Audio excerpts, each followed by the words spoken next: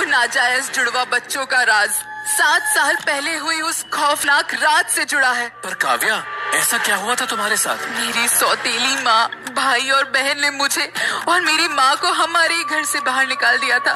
मेरे सौतेले भाई ने मेरे सर पर वार कर दिया और मैं बेहोश हो गई थी। जब कुछ देर बाद मेरी आँख खुली तो मैं एक होटल के रूम में थी। मेरा सर दर्द से फट रहा था। जैसे ही मैंने खुद को संभाला, मैंने देखा कि उसी कमरे में एक आदमी की खून से लथपथ लाश पड़ी थी। क्या? किसकी लाश? मैं नहीं जानती, पर मैं बहुत घबराई हुई थी और तभी मुझे बाहर से कमरे की तरफ बढ़ते हुए कुछ लोगों के कदमों की आवाज आई।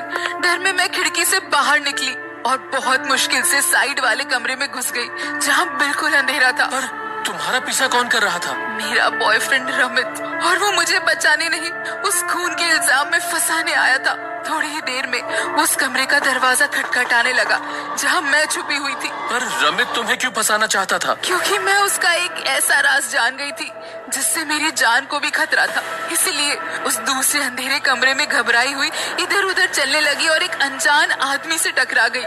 मैंने उससे खुद को बचाने की भीख मांगी। रमित दरवाजा तोड़ चुका था। मैंने चेहरा छुपाने के लिए उस अनजान आदमी को किस कर लिया। तुमने एक अनजान आदमी को किस कर लिया? हाँ, करना पड़ा रमित से बचने के लिए। पर उसके बाद जो हुआ उससे मेरी पूरी दुनिया पलट गई। उस अनजान आदमी ने मुझे कस के पकड़ लिया और मैं डर में बेहोश हो गई।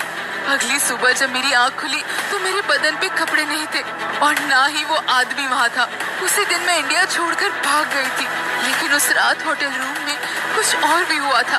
वो कहानी अधूरी रह गई थी और आज 7 साल बाद मैं वो कहानी पूरी करने मुंबई लौटी हूँ। ऐसा और क्या हुआ था उस कमरे में? आखिर वो लाश किस आदमी की थी? क्या वो तुम्हारे बच्चों का बाप था या वो आदमी जिसके कमरे में तुम